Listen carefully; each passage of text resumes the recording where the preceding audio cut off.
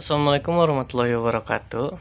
Di sini kami kelompok 7 akan menyampaikan tentang materi permasalahan pendidikan. Untuk anggota kelompoknya sebagai berikut. Ya, di sini kami kelompok 7 akan menjelaskan tentang bab mengenai permasalahan pendidikan. Pertama-tama di sini saya akan menjelaskan tentang latar belakang permasalahan pendidikan di Indonesia. Kualitas pendidikan di Indonesia saat ini sangat memprihatinkan. Ini dibuktikan dengan data UNESCO tentang peringkat Indeks Pengembangan Manusia, Human Development Index. Indeks Pembangunan Manusia, IPM atau Human Development Index HDI adalah pengukuran perbandingan dari harapan hidup, melek huruf, pendidikan, dan standar hidup. Bisa dilihat, IPM Indonesia di mana di antara 174 negara di dunia, Indonesia menempati urutan ke-107. Indonesia bahkan kalah dari negara tetangga Malaysia yang mampu menempati urutan ke-62. Menurut survei yang dilakukan oleh PISA, pada tahun 2018, rata-rata nilai dari matematika, sains, dan membaca menunjukkan Indonesia menempati urutan ke-70 dari 78 negara. Dengan kita memasuki era globalisasi, dunia pendidikan di Indonesia mulai menjadi heboh.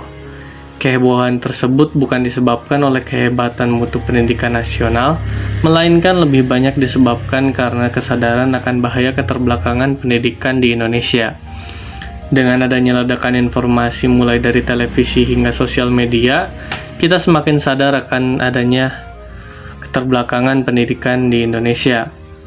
Ledakan informasi inilah yang membuat kita sadar bahwa pendidikan di Indonesia telah tertinggal sejauh 128 tahun.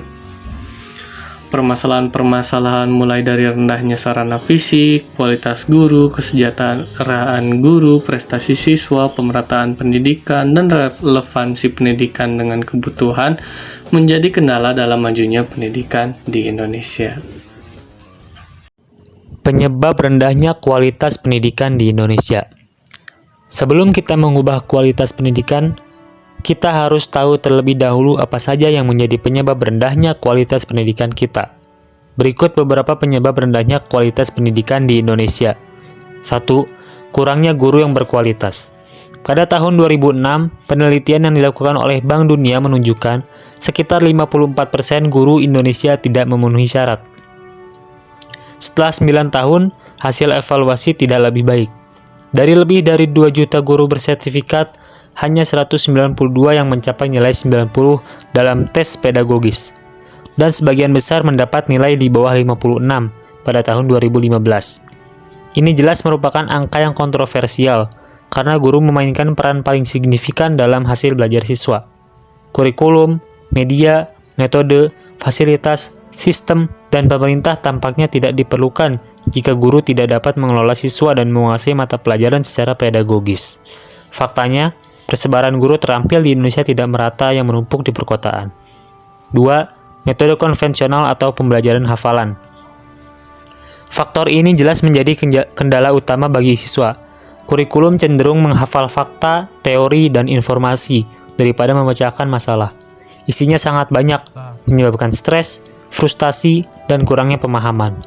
Selain itu, guru lebih banyak menggunakan pendekatan ceramah dan demonstrasi, sedangkan metode tersebut hanya diserap oleh siswa sekitar kurang dari 50%. Menurut beberapa penelitian baru-baru ini, seorang instruktur umumnya mengucapkan 100-200 kata per menit, dan seorang siswa hanya mendengar 50-100, setengah dari yang diucapkan instruktur. Lebih buruk lagi, di kelas biasa, siswa hanya mampu memberi 40% perhatian mereka.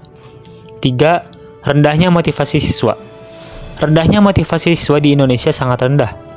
Salah satu penyebab dari rendahnya efektivitas pendidikan di Indonesia adalah tidak adanya tujuan pendidikan yang jelas sebelum kegiatan pembelajaran dilaksanakan. Di Indonesia, pendidikan formal dinilai hanya menjadi formalitas saja untuk membentuk sumber daya manusia Indonesia. Tidak peduli bagaimana hasil pembelajaran formal tersebut, yang terpenting adalah telah melaksanakan pendidikan di jenjang yang tinggi. Selain permasalahan-permasalahan tadi, tentu saja masih banyak permasalahan lain di bidang pendidikan ini, seperti rendahnya sarana fisik, kesejahteraan guru, pemerataan pendidikan, dan relevansi pendidikan dengan kebutuhan menjadi kendala dalam majunya pendidikan di Indonesia. Solusi upaya penanggulangan rendahnya tingkat pendidikan. Untuk menyikapi hal-hal tersebut, pemerintah telah mengambil beberapa upaya dalam memperluas dan meratakan kesempatan memperoleh pendidikan diantaranya dengan cara berikut. A. Menggalakkan program wajib belajar 9 tahun. B. Mendorong kesadaran masyarakat yang mampu atau badan-badan usaha untuk menjadi orang tua asuh bagi anak-anak kurang mampu. C. Menyediakan beasiswa bagi siswa berprestasi, khususnya bagi siswa berprestasi yang kurang mampu. D. Membuka jalur-jalur pendidikan alternatif atau non-formal, seperti kursus-kursus keterampilan, sehingga dapat memperkaya kemampuan atau kualitas seseorang.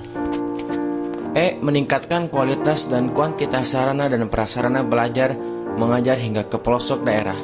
Selain dari solusi-solusi yang pemerintah telah sediakan, kita sebagai mahasiswa juga dapat membantu dengan menjadi agen perubahan. Kita bisa ajak teman, keluarga, atau orang di sekitar kita untuk ikut melakukan pengembangan diri. Kita bisa ajak mereka untuk punya self-knowledge yang lebih baik juga. Ajak mereka untuk punya skill-skill baru yang penting dalam kehidupan, walaupun kita hanya dapat mengajak satu teman kita. Siapa tahu teman kita mengajak temannya dan temannya mengajak temannya yang lain. Terus-menerus seperti itu.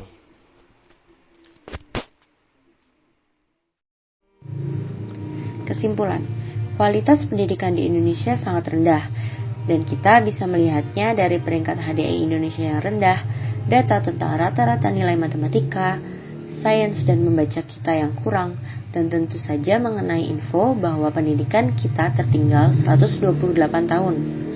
Kita juga sudah tahu penyebab-penyebab kualitas pendidikan yang sangat rendah ini, mulai dari kurangnya guru yang berkualitas, metode yang konvensional, rendahnya motivasi siswa, kurangnya sarana fisik, rendahnya kualitas guru, kesejahteraan guru, pemerataan pendidikan, dan relevansi pendidikan dengan kebutuhan yang membuat kualitas pendidikan Indonesia rendah. Namun, dengan adanya kesadaran akan permasalahan-permasalahan ini, kita juga mulai menyadari akan adanya solusi-solusi yang bisa kita lakukan untuk memperbaiki kualitas pendidikan di Indonesia, yang bahkan dapat dimulai dengan diri sendiri, dengan menjadi agen perubahan di lingkungan sekitar kita. Walaupun kualitas pendidikan di Indonesia masih rendah, kita selaku mahasiswa dan calon pemimpin di masa depan harus mengambil tindakan, dan bukannya menyesali atau malu akan ketertinggalan di dalam dunia pendidikan ini.